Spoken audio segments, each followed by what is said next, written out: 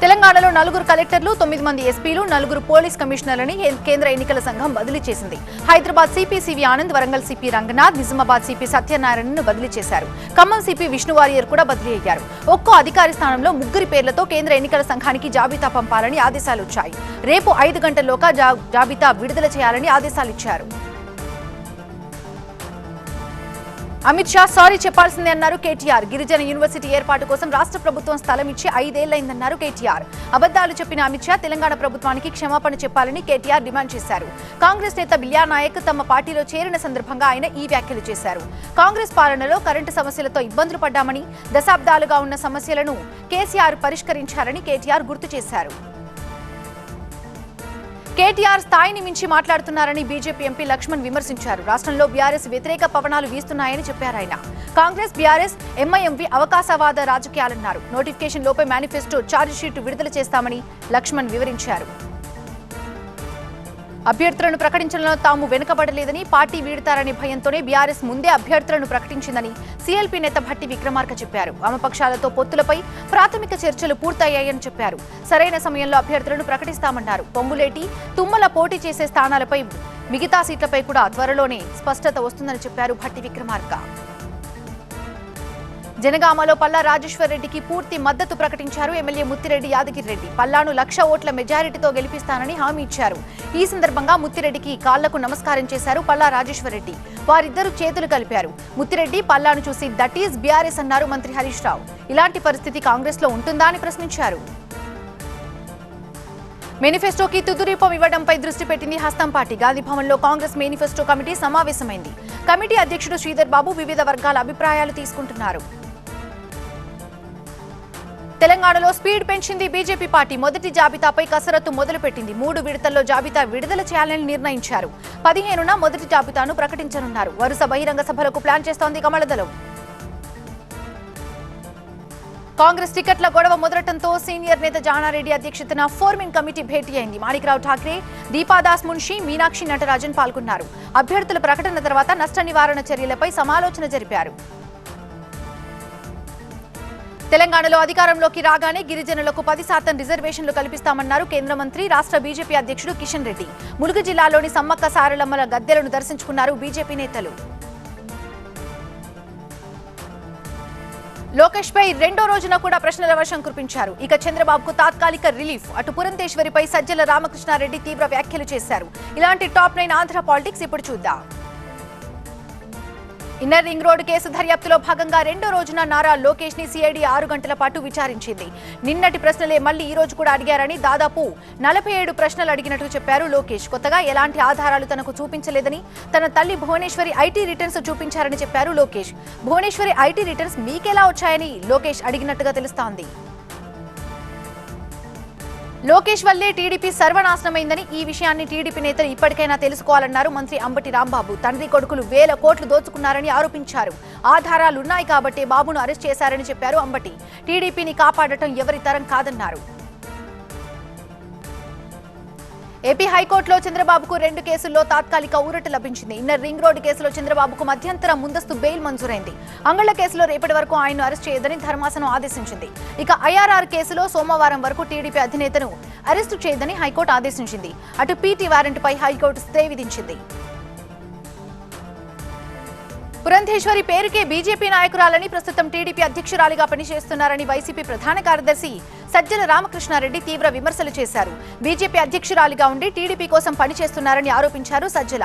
చంద్రబాబుకు ఆమె ఎప్పుడు అండగానే ఉంటారని వ్యాఖ్యానించారు. ఫైబర్ నెట్ పీటీ వారెంట్పై ఏసీబీ కోర్టులో వాదనలు ముగిశాయి. రేపు తీర్పు వస్తుంది. ఈ కేసులో చంద్రబాబు నిందితుడని సిఐడి తరపున వాదనలు వినిపించారు న్యాయవాది వివేకానంద. కార్పొరేషన్ చైర్మన్ గా వేమూరి హరిప్రసాద్ ను నియమించాలని అధికారులకు చంద్రబాబు లేఖ రాశారని, నిబంధనలకు విరుద్ధంగా టెండర్ల ప్రక్రియ చేపట్టారని తెలిపారు. ధాన్యం కొనుగోలుపై సీఎం జగన్ సమీక్ష చేపట్టారు. మిల్లర్లు, మధ్యవర్తుల ప్రమేయాన్ని నివారించాలని డిసైడ్ చేశారు. రైతులు మిల్లర్లను ఆశ్రయించే పరిస్థితి రాకూడదన్నారు జగన్. అయితే పీడీఎస్ ద్వారా ప్రజలకు మిల్లెట్స్ పంపిణీ చేయాలని సూచించారు. 2వ విడత రైతు భరోసాకు సిద్ధం కావాలని చెప్పారు జగన్. వైసీపీ బస్ యాత్రలో జగన్ కూడా పాల్గొనాలని జనసేన సీనియర్ నేత నాదెండ్ల మనోహర్ డిమాండ్ చేశారు. బస్ యాత్రలో పాల్గొని రోడ్ల దుస్థితిని చూడాలన్నారు. నాయకులు మాత్రం బస్సుల్లో తిరగాలి గాని ముఖ్యమంత్రి మాత్రం హెలికాప్టర్లో తిరుగుతారా అని నాదెండ్ల మనోహర్ ప్రశ్నించారు.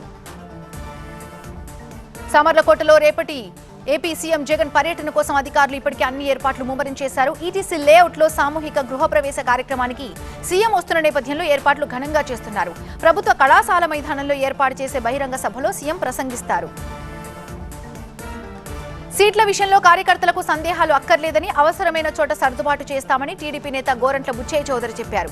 సీట్లు మనవే, గెలుపు మనదే అంటూ భరోసా ఇచ్చారు. ఎన్నికల్లో టీడీపీ జనసేన కలిసి పోటీ చేస్తాయని, అయితే బీజేపీ ఉంటుందా లేదా తెలియదన్నారు. తెలంగాణలో ఆపరేషన్ ఆకర్ష్, ఇక రేపు భవిష్యత్తు కార్యాచరణ ప్రకటించడానికి షర్మిల రెడీ. అటు వీహెచ్ మాత్రం బీసీ పాట పాడుతున్నారు. ఇలాంటి టాప్ 9 తెలంగాణ వార్తలు ఇప్పుడు చూద్దాం. అమిత్ షా పర్యటించిన తర్వాత తెలంగాణలో ఆపరేషన్ ఆకర్ష్ కి బీజేపీ తెరలేపింది. మాజీ ఎమ్మెల్యే మొన్నటిదాకా బీఆర్ఎస్ లో కొనసాగిన ఆరేపల్లి మోహన్ కాషాయం గూటికి వెళ్తున్నారు. రేపు ఆయన బీజేపీలో చేరుతారు. కాంగ్రెస్ తో విలీనం కుదరకపోవడంతో భవిష్యత్తు కార్యాచరణపై దృష్టి పెట్టారు షర్మిల. రేపు మధ్యాహ్నం లోటస్ పాండ్ లో వైఎస్ఆర్టీపీ రాష్ట్ర స్థాయి కార్యవర్గ సమావేశం కానుంది. ఈ సమావేశంలో ఎన్నికల్లో పోటీ చేసే అంశాలపై స్పష్టత ఇవ్వనున్నారు షర్మిల. జనాభా ప్రాతిపదికన బీసీలకు ఎక్కువ సీట్లు ఇవ్వాలని కాంగ్రెస్ సీనియర్ నేత వీహెచ్ డిమాండ్ చేశారు. బీసీలకు ఎక్కువ సీట్లు ఇస్తే ఎక్కువ ఓట్లు కూడా వస్తాయన్నారు. పీఎస్సీ తీర్మానం ప్రకారం కనీసం 34 సీట్లు కోరుతున్నామని చెప్పారు. పీసీసీ చీఫ్ పార్టీ సీనియర్లను సంప్రదించి నిర్ణయాలు తీసుకోవాలని వీహెచ్ సూచించారు. తమ పార్టీని తట్టుకోలేకే టీఆర్ఎస్ బీఆర్ఎస్ గా మారిందని విమర్శించారు బీజేపీ జాతీయ ప్రధాన కార్యదర్శి బండి సంజయ్. ఎన్నికలు సజావుగా, సాఫీగా, నిష్పక్షపాతంగా జరిగేలా ఎన్నికల సంఘం చర్యలు తీసుకోవాలని బండి సంజయ్ కోరారు. తెలంగాణ కాంగ్రెస్ లో సీట్ల పంచాయతీ కొనసాగుతుంది. ఆసిఫాబాద్ టికెట్ శ్యామ్ న్యాయ్కి ఇవ్వొద్దంటూ ఆ నియోజకవర్గ నాయకులు గాంధీ భవన్ ముందు ఆందోళనకు దిగారు. ముందు నుంచి పార్టీలో పనిచేసిన సరస్వతికి ఇవ్వాలని వారంతా డిమాండ్ చేశారు. అమిత్ షా ప్రసంగమంతా ఆత్మస్తుతి, పరనిందలా ఉందని విమర్శించారు సిపిఐ నేత నారాయణ. సీఎం కేసీఆర్ తో పాటు ఆయన కుటుంబాన్ని కాపాడుతున్నది కేంద్ర ప్రభుత్వం కాదా అని ప్రశ్నించారు సిపిఐ నారాయణ. బీఆర్ఎస్ బీజేపీ నేతలు ఒక్కటే అని ప్రజలు తెలుసుకోవాలని విజ్ఞప్తి చేశారు. ఎన్నికల కోడ్లో భాగంగా చేపట్టిన తనిఖీల్లో హవాలా సొమ్ము పట్టుబడింది. బంజారాహిల్స్ లో ఓ కారులో 3,35,00,000 దొరికాయి. అయితే పట్టుబడిన వారికి ఏ పార్టీతో సంబంధం లేకున్నా ఇదంతా హవాలా గ్యాంగ్ డబ్బుగా గుర్తించామని తెలిపారు west zone DCP Joel Davis. తెలంగాణలో సోషల్ మీడియాపై నిఘా పెట్టింది ఎన్నికల సంఘం. రాజకీయ పార్టీల సోషల్ మీడియా ప్లాట్ఫామ్స్ పై దృష్టి సారించింది. గూగుల్, ఫేస్బుక్, ట్విట్టర్, ఇన్స్టాలో ఎన్నికల కోడ్ ఉల్లంఘించేలా పోస్టులు పెడితే కఠిన చర్యలు తీసుకుంటామంటున్నారు ఎన్నికల అధికారులు. సింగరేణి ఎన్నికలను డిసెంబర్ 27కు వాయిదా వేసింది తెలంగాణ హైకోర్టు. నవంబర్ 30 లోపు ఓటర్ లిస్టు రెడీ చేయాలని, ఎన్నికలకు ప్రభుత్వం సహకారం అందించాలని ఆదేశించింది. అసెంబ్లీ ఎన్నికల దృష్ట్యా సింగరేణి ఎన్నికల తేదీలను మార్చాలని కోరింది సంస్థ యాజమాన్యం. రాజస్థాన్ లో ఎన్నికల తేదీ మారింది. ఇక పఠాన్కోట్ మాస్టర్ మైండ్ హతం. అటు 3 చట్టాలను ఓసారి చదవాలంటూ న్యాయ నిపుణులను కోరారు దీది. ఇలాంటి టాప్ 9 నేషనల్ న్యూస్ ఇప్పుడు చూద్దాం. రాజస్థాన్ లో అసెంబ్లీ ఎన్నికల పోలింగ్ తేదీని మార్చింది కేంద్ర ఎన్నికల సంఘం. నవంబర్ 23 బదులు నవంబర్ 25న అసెంబ్లీ ఎన్నికల పోలింగ్ జరుగుతుంది. నవంబర్ 23న రాష్ట్ర వ్యాప్తంగా చాలా పెళ్లిళ్లు ఉన్నాయని పోలింగ్ తేదీని మార్చాలని రాజకీయ పార్టీలతో పాటు చాలా మీడియా సంస్థలు ఈసీకి విజ్ఞప్తి చేశాయి. దీంతో ఎన్నికల షెడ్యూల్ ని మారుస్తున్నట్టుగా ఈసీ ప్రకటించింది. పంజాబ్లోని పఠాన్కోట్ ఎయిర్ బేస్ పై దాడిలో మాస్టర్ మైండ్ గా ఉన్న భారత్ మోస్ట్ వాంటెడ్ ఉగ్రవాది షాహిద్ లతీఫ్ కి హత్యకు గురయ్యాడు. ఆయన పాకిస్తాన్లోని సియాల్కోట్ లో గుర్తు తెలియని వ్యక్తులు ఆయన్ని కాల్చి చంపేశారు. నిషేధిత ఉగ్ర సంస్థ జైషే మహమ్మద్ లో సభ్యుడైన 41 ఏళ్ల లతీఫ్ 2016 జనవరి 2న జరిగిన పఠాన్కోట్ దాడికి వ్యూహరచన చేశాడు. దేశంలో క్రీడారంగ అభివృద్ధి కోసం మేరా యువ భారత్ లేదా ఎంవై భారత్ పేరుతో ఒక సంస్థను ఏర్పాటు చేయాలని కేబినెట్ నిర్ణయించినట్టుగా కేంద్ర మంత్రి అనురాగ్ ఠాకూర్ చెప్పారు. మొత్తం క్రీడారంగ వ్యవస్థాగత యంత్రాంగాన్ని ఈ సంస్థ పర్యవేక్షిస్తుందని చెప్పారు ఆయన. దేశంలోని 40 కోట్ల మంది యువత కోసం ఈ సంస్థను ఏర్పాటు చేస్తున్నట్టు అనురాగ్ ఠాకూర్ వివరించారు. ప్రధాని మోదీ నాయకత్వంలో భారత్ అభివృద్ధి చెందిన దేశాల కన్నా ఎక్కువ వృద్ధి రేటు సాధిస్తుందని కేంద్ర హోంమంత్రి అమిత్ షా చెప్పారు. భారత్ వృద్ధి రేటు అంచనాను IMF 0.2% పెంచి 6.3% సవరించిన నేపథ్యంలో అమిత్ షా ఈ వ్యాఖ్యలు చేశారు. కష్టపడుతూ అంకిత భావంతో పనిచేసే నాయకుడి పనితీరుకు ఫలితాలు కూడా అద్భుతంగా ఉంటాయన్నారు అమిత్ షా. తమ ఎమ్మెల్యేలపై 170కి పైగా కేసులు నమోదైతే 140 తీర్పులు అనుకూలంగా వచ్చాయని, ఇవన్నీ బూటకపు కేసులని ఆమ్ ఆద్మీ అధినేత కేజ్రీవాల్ అన్నారు. మనీష్ సిసోడియాకి వ్యతిరేకంగా ఒక్క ఆధారం చూపించాలని న్యాయమూర్తి అడుగుతున్నా దర్యాప్తు సంస్థలు ఇవ్వలేదన్నారు. తమ ఎమ్మెల్యే అమానుతుల్లా ఖాన్ ఇంటిపై ఈడీ దాడుల నేపథ్యంలో కేజ్రీవాల్ ఈ వ్యాఖ్యలు చేశారు. ఐపీసీ, సిఆర్పీసీ, ఎవిడెన్స్ యాక్ట్ స్థానంలో రాక్షస చట్టాలను ప్రభుత్వం దొడ్డిదారిన తీసుకొస్తుందని బెంగాల్ సీఎం మమతా బెనర్జీ విమర్శించారు. వీటిని చదివి తాను ఆశ్చర్యపోయానన్నారు ఆమె. ఈ 3 కొత్త డ్రాఫ్ట్లని అధ్యయనం చేయాలని న్యాయ నిపుణులను, సామాజిక కార్యకర్తలను దీది కోరినట్టుగా చెప్పారు. పార్లమెంట్ స్టాండింగ్ కమిటీలో తమ పార్టీ ఎంపీలు ఈ అంశాలను లేవనెత్తుతున్నారని మమతా బెనర్జీ చెప్పారు. ఇజ్రాయెల్పై దాడులు చేసిన హమాస్ తీవ్రవాద సంస్థ తీరును ఎందుకు ఖండించడం లేదన్న బీజేపీ ప్రశ్నలకు కాంగ్రెస్ కౌంటర్ ఇచ్చింది. ఉగ్రవాదం ఏ రూపంలో ఉన్నా తాము వ్యతిరేకిస్తామని కాంగ్రెస్ నేత దిగ్విజయ్ సింగ్ చెప్పారు. హమాస్ ని కాంగ్రెస్ ఏనాడు సమర్థించలేదన్నారు.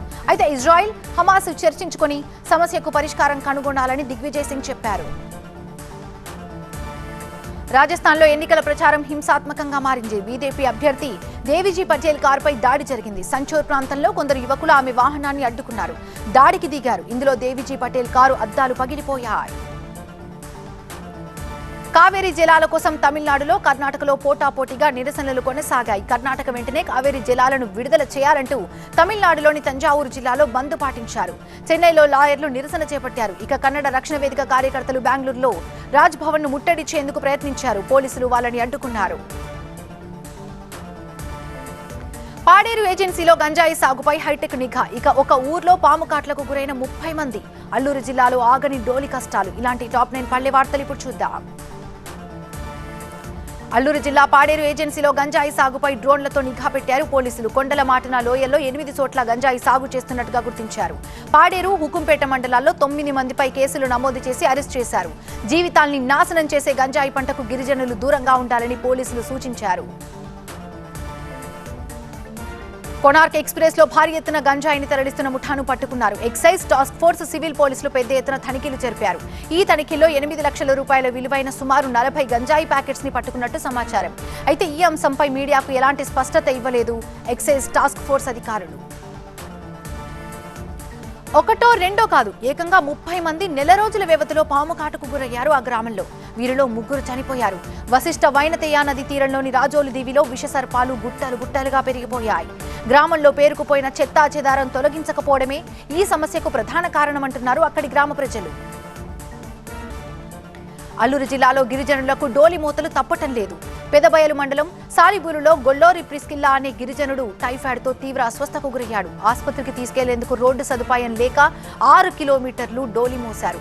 ఇకనైనా తమకు రోడ్ల సదుపాయం కల్పించాలని గిరిజనులు వేడుకుంటున్నారు. విద్యుత్ కోతలకు నిరసనగా సబ్ స్టేషన్ ను ముట్టడించి రాస్తారోకో చేశారు గ్రామస్తులు. ప్రకాశం జిల్లా మార్కాపురం మండలంలోని కోలింపాడు, వేములకోట, నికరంపల్లి, జమ్మనపల్లి గ్రామాలకు రాత్రి 10 తర్వాత ట్రిపుల్ ఫేజ్ తీసేసి సింగిల్ ఫేజ్ ఇస్తున్నారు. దీంతో పొలాల దగ్గర విద్యుత్ మోటార్లు కాలిపోతున్నాయి. అధికారులకు ఎన్నిసార్లు మొరపెట్టుకున్నా ఫలితం లేకపోవడంతో సబ్ స్టేషన్ ని ముట్టడించారు. తాగునీటి కోసం అల్లాడిపోతున్నా పట్టించుకోవటం లేదని ఆగ్రహం వ్యక్తం చేస్తూ గ్రామ సచివాలయాన్ని ముట్టడించారు. సత్యసాయి జిల్లా నల్లచెరువు మండలం మలిరెడ్డిపల్లి గ్రామంలో 15 రోజులుగా తాగునీటి సరఫరా నిలిచిపోయింది. కాలిపోయిన మోటార్లకు రిపేర్లు చేయించకుండా అధికారులు నిర్లక్ష్యం చేస్తున్నారని గ్రామస్తులు మండిపడుతున్నారు. బాపట్ల జిల్లాలో వివాహితర సంబంధం హత్యకు దారితీసింది. చీరాల మండలం వాడరేవుకు చెందిన సూరిబాబు అదే గ్రామంలోని సింహాద్రి వ్యక్తి భార్యతో వివాహితర సంబంధం కొనసాగిస్తున్నాడు. ఈ క్రమంలో సింహాద్రి మాట్లాడాలంటూ సూరిబాబును తన ఇంటికి పిలిపించుకున్నాడు. అక్కడ సింహాద్రి తన బంధువులతో కలిసి సూరిబాబును కర్రలు, రాడ్లతో అతి కిరాతకంగా కొట్టి హత్య చేసినట్టుగా మృతుడి అక్క ఏలియమ్మ పోలీసులకు ఫిర్యాదు చేసింది. పోలీసులు వేధిస్తున్నారంటూ ఆత్మహత్య యత్నం చేశాడో పండ్ల వ్యాపారి. వరంగల్ జిల్లా నర్సంపేటలో మెడబోయిన రాజు అనే పండ్ల వ్యాపారి ఒక మహిళకు అప్పుగా ఇవ్వగా తిరిగి ఇవ్వటం లేదు. పోలీసులకు ఫిర్యాదు చేస్తే వారు తననే వేధిస్తున్నారంటూ పురుగుల మందు తాగాడు. సెల్ఫీ వీడియోలో ఇదంతా చెప్పుకొచ్చాడు. స్థానికులు గమనించి రాజును ఆసుపత్రికి తరలించారు. ఆఫ్ఘనిస్తాన్ పై గెలిచిన మ్యాచ్ లో టీమిండియా కెప్టెన్ రోహిత్ శర్మ రికార్డుల మోత మోగించాడు. అత్యధిక సిక్సర్లు, ఫాస్టెస్ట్ సెంచరీ, వరల్డ్ కప్ లో అత్యధిక సెంచరీల రికార్డుని తన సొంతం చేసుకున్నాడు. వరల్డ్ కప్ లో వేగవంతమైన 1000 పరుగుల రికార్డు సృష్టించాడు. వరల్డ్ కప్ లో భారత్ తరపున 63 బంతుల్లో ఫాస్టెస్ట్ సెంచరీ చేశాడు. అయితే వరల్డ్ కప్ లో సచిన్ రికార్డు బ్రేక్ చేశాడు. వన్డే ప్రపంచ కప్ కే హైలైట్ అని చెప్పదగిన భారత్ పాకిస్తాన్ మ్యాచ్ కోసం హంగామా మొదలైంది. పాకిస్తాన్ జట్టు అహ్మదాబాద్ కు చేరుకుంది. శనివారం నాడు టీమిండియా పాకిస్తాన్ మధ్య అహ్మదాబాద్ లోని మోదీ స్టేడియంలో ఈ సూపర్ మ్యాచ్ జరుగుతుంది. ఏషియన్ గేమ్స్ లో మెడల్స్ సాధించిన బ్యాడ్మింటన్ ప్లేయర్స్ సాత్విక్, ప్రణయ్లని సన్మానించారు పుల్లెల గోపిచంద్. ఒలింపిక్స్ లో పతకాలు సాధించేలా సన్నద్ధం కావాలని కోరారు గోపిచంద్. ఈడీ ఐటీ తర్వాత న్యూస్ క్లిక్ ఎడిటర్ ప్రభీర్ పురకాయస్థ మీదకి సిబిఐ వచ్చింది. విదేశీ విరాళ నియంత్రణ చట్టం కింద ఆయనపై కేసు నమోదు చేశారు. ప్రభీర్ ఇంటో సిబిఐ సోదాలు చేసింది. 2019 సార్వత్రిక ఎన్నికల్లో కుట్రలు చేసేందుకు People's Alliance for Democracy and Secularism అనే సంస్థ నుంచి న్యూస్ క్లిక్ కి చైనా కంపెనీలు షియోమి, వివో నిధులు చేర్చారని పోలీసులు ఆరోపిస్తున్నారు. ఉన్న అభిషేక్ గత 5 ఏళ్లుగా జరిపినటువంటి ఆర్థిక లావాదేవీలు, పన్ను చెల్లింపుల రికార్డ్స్ ని పరిశీలించారు అధికారులు. శ్రీశైలంలో ఈ నెల 15 నుంచి 24 వరకు జరిగే దేవి శరన్నవరాత్రి ఉత్సవాలకు హాజరు కావాలంటూ విశాఖ శారద పీఠాధిపతులు స్వరూపానందేంద్ర, స్వాత్మానందేంద్ర స్వాములకి ఆహ్వానం అందింది. దేవస్థానం ఈవో పెద్దిరాజు, చైర్మన్ రెడ్డివారి చక్రపాణిరెడ్డి, పురోహితులు పీఠాధిపతిని ఆహ్వానించారు. అయితే వైదిక ఆగమ పద్ధతులను ఖచ్చితంగా పాటించాలని స్వామీజీని కోరినట్టుగా తెలుస్తోంది. తిరుపతి కార్పొరేషన్ శానిటరీ సిబ్బందికి దేవస్థానానికి వచ్చే విరాళాల్లో నుంచి కేటాయింపులు చేస్తారా అని ప్రశ్నించారు బీజేపీ అధికార ప్రతినిధి సామినేని యామిని. టీటీడీ విరాళాలను పక్కదారి పట్టిస్తున్నారని ఆమె ఆరోపించారు. భారత అమ్ముల పొదిలో కీలకాస్త్రమైన బ్రహ్మోస్ మిసైల్ మరో పరీక్షలో కూడా నెక్కింది. ఉపరితలం నుంచి ప్రయాణించి ఉపరితలం మీదున్నటువంటి లక్ష్యాన్ని ఈ క్షిపణి ఛేదించింది. బిగ్ బి అమితాబ్ బచ్చన్ పుట్టినరోజు వేడుకలను ఆయన అభిమాన లోకం జరుపుకుంది. ఒక వ్యక్తి నమక్ హలాల్ సినిమాలోని అమితాబ్ వేషంతో వచ్చి అలరించారు. భారీ స్థాయిలో అభిమానులు పోగే అమితాబ్కి విషెస్ తెలిపారు.